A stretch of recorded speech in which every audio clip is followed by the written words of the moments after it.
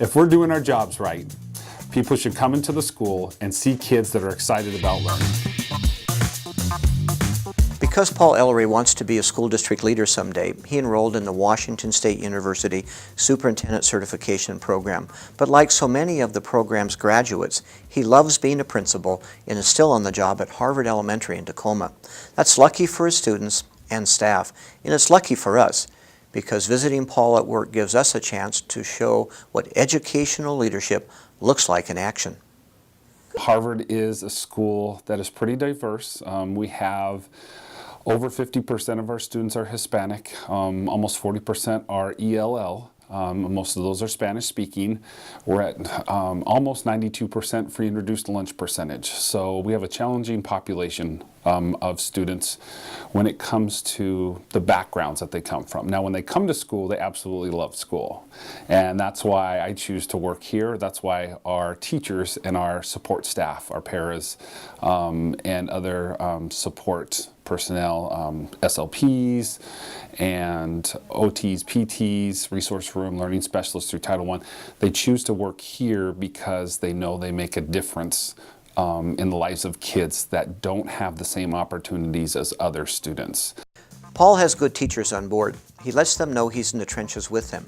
Today the teachers are writing a literacy framework. They know that reading, writing, and oral language skills are the foundation of academic success.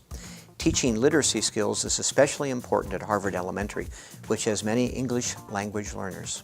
Then the focus team will take those summary statements and try and put together a document that looks like our core beliefs for Harvard. That way we can use that as the basis for our next steps in actually putting together that literacy framework and start looking at what does reading look like based upon our core beliefs. What does writing look like? What does oral language look like? Listening, speaking, communicating, based upon those core beliefs.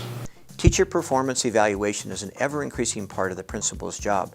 Here, Paul observes Melissa Hardness Turner teaching 4th grade math. He carefully tracks student behavior, attention, and levels of engagement.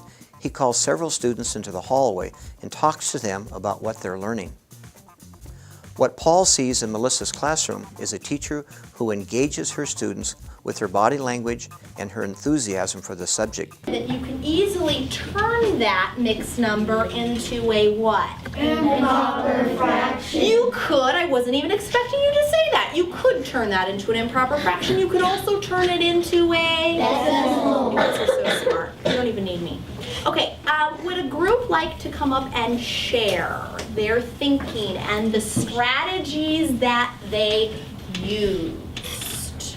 After class, Paul talks with Melissa about what he observed. Like all strong principals, he's good at asking questions that elicit meaningful responses from the teacher. So I didn't see that you needed to give any corrective feedback to any kids.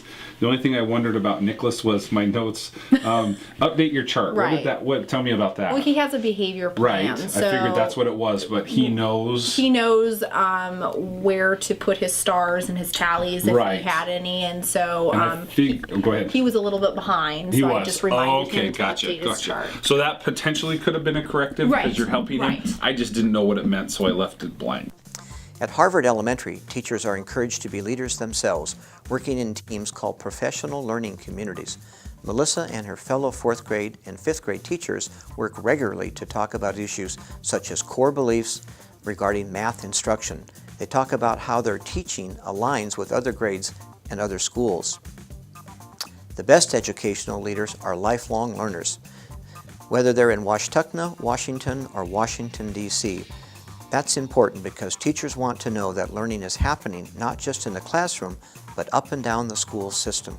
School administration is both an art and a science, both leadership and management. It requires inborn passion. It also demands the kind of skills we teach at Washington State University principal and superintendent certification programs. It's been said that a school is 4 walls with the future inside. With leaders like Paul Ellery in charge, that future will be a bright one. Nice job, Good work. Thank you. All right.